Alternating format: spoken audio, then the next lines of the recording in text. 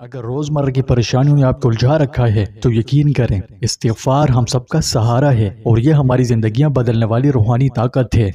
آج ہم صرف استغفار کہنے یا سننے کی بات نہیں کریں گے کیونکہ اس پر بہت بات کر لی۔ آج ہم صرف اس میں چھپے 3 ایسے راز جانیں گے جو انشاءاللہ آپ کی زندگی بدل سکتے ہیں۔ اور ہاں، یہ راز صرف لفظی باتیں نہیں، قرآن و حدیث سے ثابت شدہ حقیقت ہے۔ اب وہ کون سی ہیں تو یہ ہم آپ کو اس ویڈیو میں تفصیل سے بتائیں گے۔ قرآنی تعلیمات کی وسیع اور اس سمندر میں استغفار ایک موتی کی طرح چمکتا ہے۔ یہ ایک ایسا نور ہے جو انسانی زندگی کے لیے بہت زیادہ اہمیت اور بے شمار فائدے رکھتا ہے۔ استغفار کا عمل لائف چینجنگ عمل ہے۔ اس سے ایسے معجزات ہوتے ہیں کہ بندہ گمان نہیں کر سکتا۔ ہم میں سے کون ہے جس کی زندگی میں مشکلات نہیں؟ کسی کو رزق کی فکر، کسی کو بے روزگاری کا غم، کسی کو بیماری کی فکر، کسی پر قرض کا بوجھ، لیکن اللہ کے رسول نے خود فرمایا کہ استغفار مشکلات کو آسانیوں میں بدل دیتا ہے۔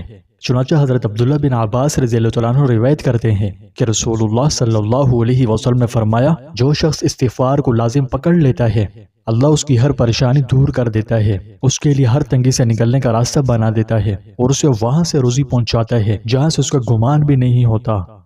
ہم نے استغفار کو اپنی لائف میں شامل نہیں کیا جس کی وجہ سے مشکلات ختم نہیں ہوتی، لیکن ایسے بھی لوگ ہیں جو کہتے ہیں کہ جب سے استغفار شروع کیا، اس پر دوام اختیار کیا، اپنی زندگی کے معمولات کا حصہ بنایا تو حالات بہتر ہو گئے۔ تو کیا آپ نے بھی کبھی پوری دل جمی سے استغفار کو آزمایا؟ صرف زبانی نہیں، دل کی گہرائی سے؟ اگر نہیں تو ایک بار کیجئے، پھر دیکھیں کیسے مشکلات آسانی میں بدلتی ہے۔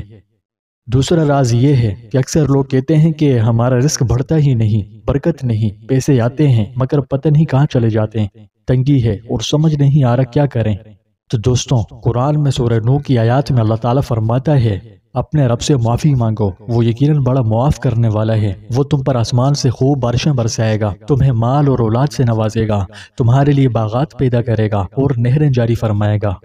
یعنی استغفار صرف گناہوں کی معافی نہیں، یہ رزق میں کشادگی ہے، برکت ہے، سکون ہے۔ ہزاروں لوگ کہتے ہیں کہ انہوں نے جب سے استغفار کو اپنا معمول بنایا اور ان کی زندگی میں ایسی جگہوں سے رزق آیا جہاں سے کبھی امید بھی نہ تھی۔ کیا آپ بھی چاہتے ہیں کہ آپ کی کمائی میں برکت ہو اور رزق بڑھے؟ تو بس آج سے استغفار کو اپنی عادت بنا لیجئے، روزانہ اس کا بکثرت ورد کیجئے۔ اس کا تیسرا راز دل کو مضبوط بنا دیتا ہے۔ یہ ایک بہت بڑی سچائی ہے۔ انسان گناہوں کا بوجھ اٹھائے اٹھائے اندر سے کمزور ہو جاتا ہے، کھوکھلا ہو کر رہ جاتا ہے۔ پریشانیاں آنے پر چھوٹی چھوٹی باتوں پر دل گھبرا جاتا ہے، نیند اڑ جاتی ہے، چہرے کی رونق ماند پڑ جاتی ہے۔ کیوں؟ کیونکہ دل پر گناہوں کا بوجھ ہے۔